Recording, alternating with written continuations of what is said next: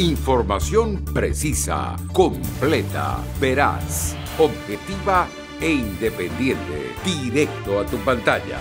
Radio Caracas Radio presenta Voz de América. El aborto, su batalla legal, su futuro y su peso en la sociedad estadounidense. El debate se inicia ahora. Bienvenidos a Foro de la Voz de América. Soy Gonzalo Abarca desde Washington.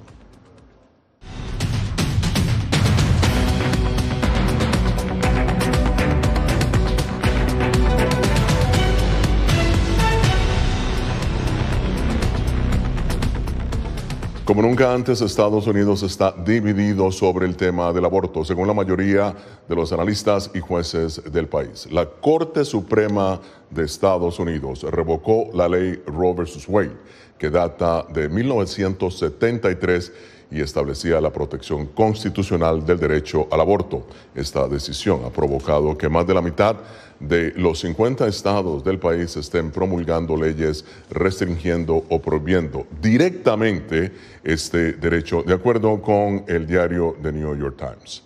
Bien, para analizar el tema me acompaña la abogada y experta María Herrera Mellado y Paula Ávila Guillén, abogada también presidente del Women's Equality Center. Bienvenidas. Paula, voy a empezar contigo. La Corte determinó que el aborto no es un derecho constitucional. ¿Qué derechos entonces tienen ahora las mujeres en Estados Unidos en cuanto a su salud reproductiva?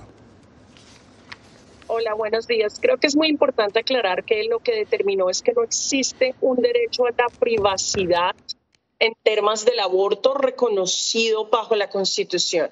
Y la razón por la cual esto es diferente porque no solo aplica al aborto, pero puede aplicar a muchísimos otros derechos que tienen que ver con la privacidad. Lo que la Corte está diciendo es que esta es una potestad, el cómo se regula la privacidad es una potestad que le queda a los estados. Incluso en la misma decisión, el voto concurrente del juez Thomas puede poner en entredicho el derecho a la anticoncepción, puede poner en entredicho los derechos de las parejas del mismo sexo a tener relaciones o a casarse. Entonces crea realmente una incertidumbre jurídica para todas las personas. En este momento en Estados Unidos tenemos al país dividido en dos. Claro. Aquellos estados que reconocen los derechos reproductivos de las mujeres y aquellos estados que no. Muy bien. María, bienvenida. Legalmente, ¿cómo interpretar que durante casi 50 años, María, la Corte Suprema estableció el aborto como un derecho constitucional y ahora lo está derogando? Bueno, yo creo que los jueces que han acordado revocar el precedente de Roe vs. Wade lo han explicado muy bien, y en concreto también el juez del Tribunal Supremo, Thomas, que ha dicho y Alito, que han dicho que ha sido una interpretación errónea y que el derecho al aborto nunca debió haber sido interpretado como un derecho constitucional, porque los derechos constitucionales están expresamente incluidos en la Constitución o implícitamente, pero para ser considerado un derecho constitucional deberían de estar relacionados con nuestra historia, es decir, tiene que tener algo que ver con nuestro país, y el derecho al aborto no es uno de nuestros derechos. Yo creo que se celebra que esta decisión de defender el derecho a la vida, que es el único derecho real existente, se le devuelva a los residentes de los estados y que sean las diferentes legislaturas, los congresos estatales, los que decidan qué quieren hacer. ¿Queremos defender el derecho a la vida? ¿Queremos defender a las madres? ¿Queremos defender a la familia? ¿O queremos acabar con la vida de los no nacidos que no tienen la posibilidad de defenderse ellos mismos? Bueno, pero antes de continuar con el análisis y el debate, veamos lo que dijo precisamente el presidente Joe Biden sobre esta histórica decisión del Supremo de Estados Unidos. With this decision, the conservative majority of the Supreme Court shows how extreme it is. Con esta decisión, la mayoría conservadora de la Corte Suprema muestra su extremismo, lo alejado que está de la mayoría de este país. Ha convertido a Estados Unidos en una tierra aislada dentro de las naciones desarrolladas del mundo. Pero esta decisión no debe ser la última palabra. Mi administración usará todo el poder legal, pero el Congreso debe actuar y ustedes deben actuar con su voto. Y bien, justo esta semana, durante su participación en la cumbre de la OTAN en España, el presidente Biden dijo que impulsará la reforma del filibusterismo en el Senado que es el mecanismo, ¿no?, que obliga a tener 60 votos o más para aprobar ciertas leyes y hacer que el Congreso pueda legislar respecto al aborto. Paula, tu opinión, el presidente diciendo que la decisión no debe ser la última palabra. Pues está absolutamente en lo correcto. Honestamente, si la intención de los estados fuera proteger los derechos de las mujeres y fuera proteger de las mujeres, no se enfocarían en tratar de controlarnos, se enfocarían en tratar de darnos políticas públicas, por ejemplo, para que tengamos, no ser obligadas a parir y volver al otro día a trabajar si no tenemos, porque no hay maternidad, no hay licencia, no hay parental leave en Estados Unidos, uno de los pocos países del mundo. Se enfocaríamos en que tuviéramos un sistema donde no nos muriéramos por tener que ir a un hospital si somos mujeres negras o mujeres de color. Estados Unidos tiene las tasas más altas de mortalidad materna relacionada con mujeres negras en cualquier país desarrollado. Nos enfocaríamos en asegurarnos que tuviéramos protección de Universal Child Care, que es algo que tampoco existe. Entonces, este tipo de políticas, que son las políticas que realmente protegerían los derechos de las mujeres y los derechos de los bebés, pues claramente son políticas que no son las que están siendo promulgadas en este momento por las personas conservadoras. Entonces, esta decisión no se trata del aborto. Si realmente quisiéramos reducir los números de aborto, nos enfocaríamos en políticas para reducir los números de embarazos no deseados, porque eso es lo que es efectivo, que incluyen educación sexual y acceso a anticonceptivos. Ahora, me gustaría preguntarle a María, ¿qué interpretación, María, le das al discurso del presidente Biden? Muy triste, un discurso completamente ideologizado, politizado, sobre un tema, además del que él debería de ser un gran defensor del derecho a la vida, pues él mismo se autoproclama un católico, lo cual no lo es, evidentemente. Y por supuesto es tristísimo que veamos cómo otros países nos dan un claro ejemplo de cómo respetar el derecho a la vida. Hablemos de cómo el presidente de Guatemala, por ejemplo, Jean Mattei, ha pedido a la Corte Interamericana de Derechos Humanos que por favor deje de atacar a Guatemala, por ejemplo, en su política de defensores de la vida. Yo creo que Estados Unidos siempre ha sido un país defensor de los derechos humanos. Es nefasto que tengamos un presidente, una administración que aboga y financia la cultura de la muerte, el asesinato de millones de niños, no solo en los Estados Unidos, sino también en toda Hispanoamérica.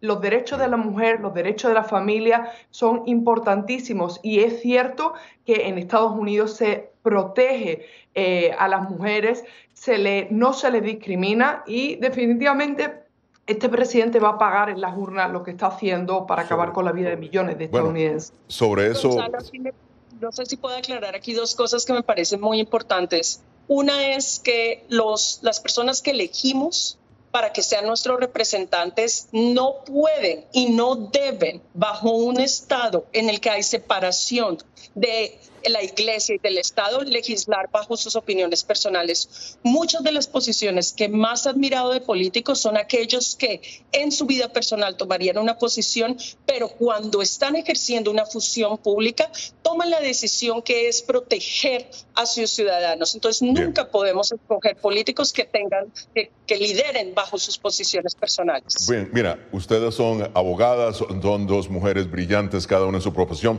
Vamos a continuar con el debate.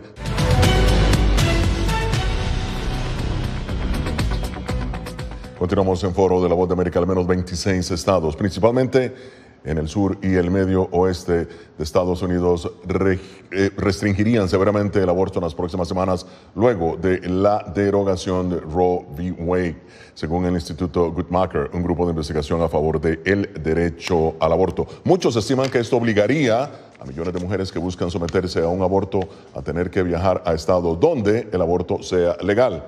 Pero bien, continúa con nosotros la abogada y analista conservadora María Herrera Mellado y Paula Ávila Guillén, abogada, también presidente del Women's Equality Center. Paula, voy a retomar lo que has dicho. Y te pregunto, ¿cuál es entonces el legado de Roe versus Wade y cuál fue su impacto en la sociedad de Estados Unidos? Mira, el legado, y yo siempre he dicho, Roe fue el piso. Y parte, creo que de la razón por la cual hoy no existe es porque nunca luchamos para que se ratificara y fuera un poquito más allá. Pero el legado era que protegía que las decisiones que se tomaran en la esfera privada fueran algo que no le pertenecía a los estados, que le pertenecía a la persona que está afectada. Y la razón de hacer esto es porque en los países, y me alegra que hablemos de Guatemala y quisiera que habláramos de El Salvador y de Nicaragua y de Honduras, que son los países que criminalizan el aborto completamente o muy parecido a cómo va a pasar en los estados, y es que las políticas de criminalización nunca reducen los números de abortos. La persona y la mujer que va a abortar lo va a hacer independiente del estatus legal.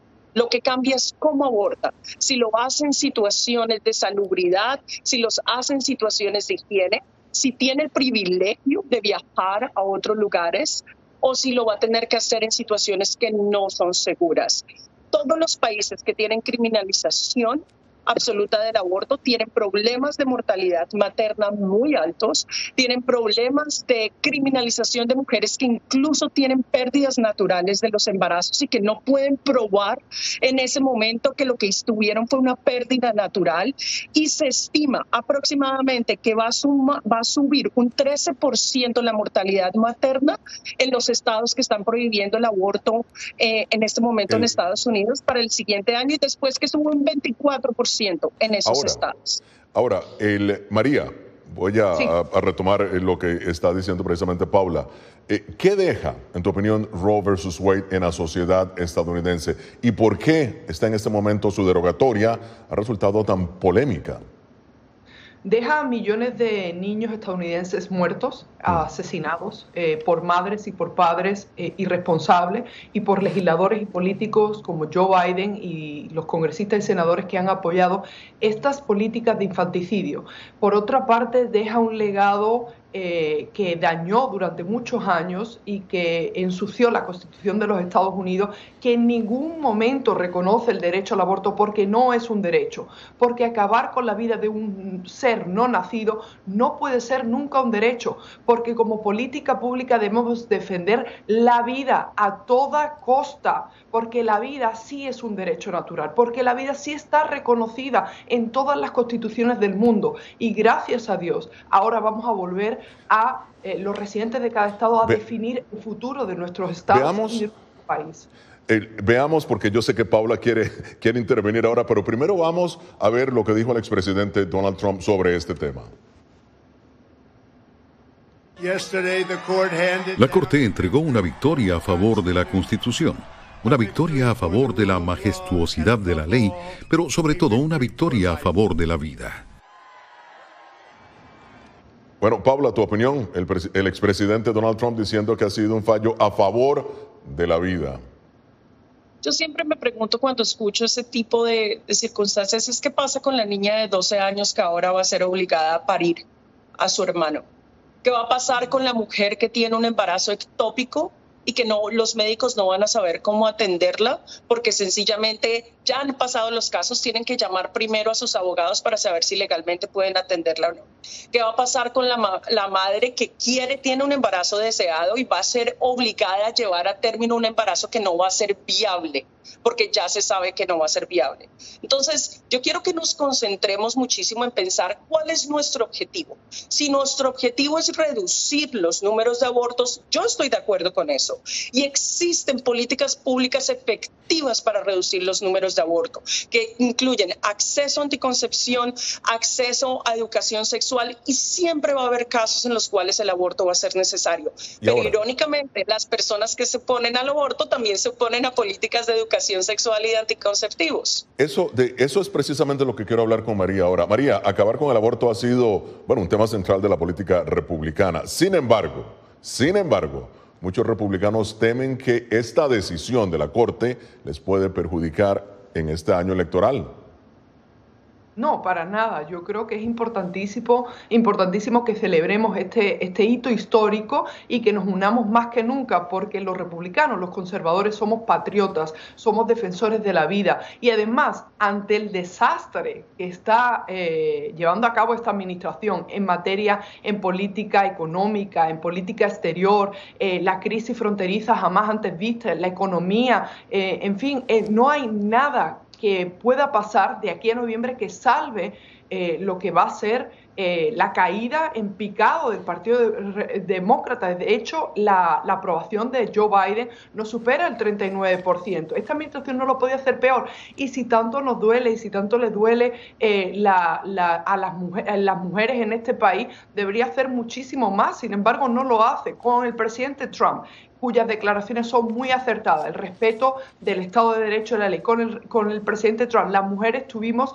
récords de índices bajos de desempleo, Paula, en progreso económico. En fin, es algo que tenemos que celebrar y no centrarnos tanto en el mensaje negativo. Y estoy de acuerdo con la colega que hay que apoyar a las mujeres para que tengan, y a las familias para que tengan mejor educación y mejor acceso a cómo gestionar su vida de una mejor forma. Claro, ahora, Paula, fíjate qué interesante lo que está diciendo María, porque los demócratas insisten en que los elegidos por Trump para la Corte Suprema deberían ser acusados por mentir bajo juramento sobre sus posiciones sobre el aborto. Tú, como abogada, como experta en el tema también de la Constitución, ¿qué crees sobre esto? Mira, yo creo que definitivamente si mintieron bajo juramento, ellos dijeron que era un precedente que estaba establecido. Estados Unidos es un sistema que al pertenecer al common law se basa muchísimo en la estabilidad jurídica que salen de las cortes, y el que se cambie en un precedente de 50 años está generando muchísima inestabilidad jurídica, no solo en temas del aborto, pero en temas de privacidad, incluso de manejo de datos, de manejo de información, de hasta dónde el gobierno puede intervenir en ciertos aspectos de tu vida privada. Y eso es algo que es irónico viniendo de los republicanos, que siempre han querido un gobierno pequeño, alejado de las decisiones de los individuos. Pero justamente lo que hace que se quite el derecho a la privacidad es que el gobierno pueda meterse en decisiones de los individuos, incluso de manejo de información en Internet, de lo que tú buscas en Internet. Entonces creo que muchas veces los fanatismos no nos dejan ver las implicaciones muchísimo más allá de cambiar este precedente que ha sido como tan importante durante tantos años. Casi 50 años, efectivamente. Bien, esto es Foro de la Voz de América.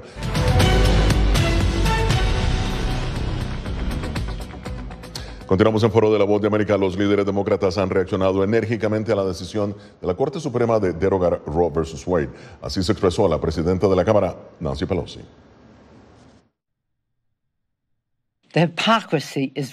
La hipocresía es enervante, pero el daño es interminable. Lo que esto significa para las mujeres es insultante. Es una bofetada a las mujeres que usan su propio juicio para realizar sus propias decisiones sobre la libertad reproductiva. Bien, veíamos una Nancy Pelosi conmovida por la decisión de la Corte. María, tu opinión, libertad reproductiva y los derechos de los estadounidenses bajo la Constitución. Bueno, déjame decirte en primer lugar que es puro teatro. Es una mujer que detesta a los niños. No sé si vieron el codazo que le metió a la hija de Mayra Flores, la primera mujer nacida en México, congresista en los Estados Unidos. Y en su juramentación le metió un codazo a una niña de 6 años. Vergonzoso. Esta mujer no nos representa. ¿Derechos reproductivos de qué? Pero si lo que hacen ellos es detener la reproducción en las mujeres, en la familia, en la especie humana. Esta mujer simplemente es una mujer que se ha enriquecido con su trabajo en Washington, D.C., que debería de jubilarse y que es el peor reflejo de la mujer estadounidense, la mujer moderna, porque es una mujer manipuladora. En fin, es que los demócratas no tienen que darnos lecciones y ellos se apoderan de ese lenguaje feminista, un feminismo falso, absolutamente deleznable. Paula, ahora, ¿qué opinas de lo dicho por la presidenta de la Cámara, Nancy Pelosi? Mira, creo que tengo dos reacciones en esto. Lo primero es que los derechos no le pertenecen ni a los demócratas, ni a los republicanos, ni a la izquierda, ni a la derecha. Le pertenecen a los individuos y a las personas.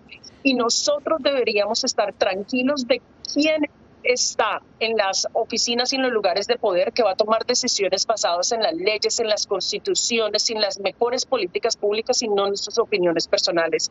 Creo que parte del problema de esto es que vemos este tipo de derechos como derechos que le pertenecieran a partidos, pero en realidad nos pertenecen a nosotros, las ciudadanas, los ciudadanos.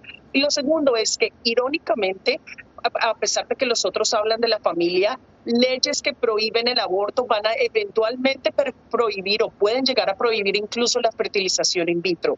Creo que a veces sencillamente no nos permite el fanatismo ver las implicaciones que van muchísimo más allá de lo que las personas creen que es. Ahora, María, rápidamente, ¿puede el Congreso de Estados Unidos legalizar el aborto en el país?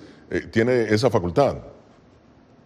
Lo puede intentar, ya hemos visto que fracasaron en la codificación de Roe vs. Wade. Seguramente van a intentar utilizar la cláusula del comercio interestatal por aquello de que muchos de los equipos para realizar abortos, para acabar con la vida de millones de estadounidenses, cruzan las fronteras. Esa cláusula del comercio se ha interpretado y reinterpretado, no sabemos el alcance, pero desde luego hay algo que es importante decir, que los republicanos, los conservadores, estamos con un derecho, con un gobierno efectivamente limitado, y es que el gobierno federal jamás debería de tener la potestad de regular el derecho al aborto, y por otra parte que gracias a Dios ahora sí vuelve, como dicen nuestras colegas, a los residentes, a los ciudadanos estadounidenses, la potestad de pedirle a nuestros congresistas y votar democráticamente para defender el derecho a la vida. Es decir, el falso mensaje de que ahora mismo se ha ilegalizado el aborto, de que este mensaje negativo, no señores, el mensaje es positivo. Estados Unidos devuelve a los estados de donde nunca debió salir el derecho a defender la vida, a la familia, a las mujeres y respetar el Estado democrático, el Estado de Derecho, como dijo Donald Trump.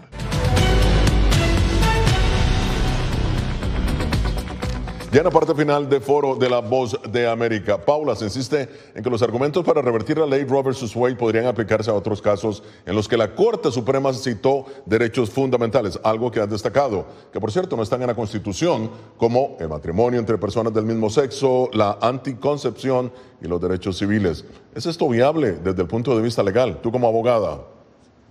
Desafortunadamente sí es viable, y esa es la consecuencia de tener jueces que están legislando no basados en derechos y lo que es mejor para los ciudadanos, sino en posiciones y en políticas personales. La posición de Roe decía, el Estado no se puede meter en la esfera personal de las personas, y eso incluye cómo tú quieres manejar la vida. Además de eso, esto tiene implicaciones para la libertad de religión muy grande.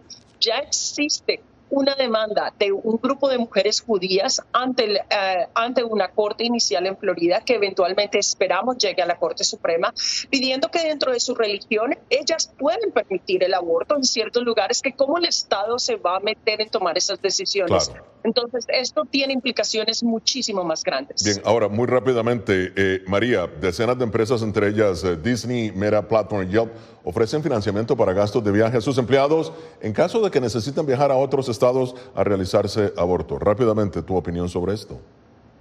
Bueno, estamos viviendo una época de comunismo corporativo, definitivamente de unas empresas que se meten en la vida privada, que nos dicen qué tenemos que consumir, que nos vigilan. Es una verdadera locura. Yo creo que lo que hay que hacer es que boicotear a estas empresas, no hacer negocio con empresas que abogan por el asesinato de millones de niños estadounidenses y que realmente no apoyan a mujeres. Vimos el escándalo, lo que pasó en Disney, vemos cómo tergiversan, por ejemplo, una política, una ley que se aprobó aquí en Florida con el gobernador Ron DeSantis para defender los derechos de los padres y de los niños, y ellos apoyaron todo este movimiento ideológico. Una lástima, estamos contentos de que por fin la decisión vuelva a los padres, a las familias y a los estados, que es donde nunca debió salir.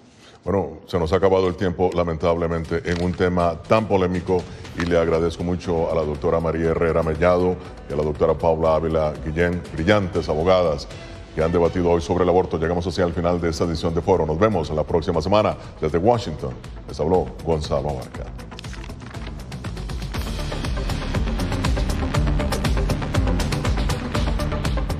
Información precisa, completa, veraz, objetiva e independiente. Directo a tu pantalla. Voz de América en RCR 750.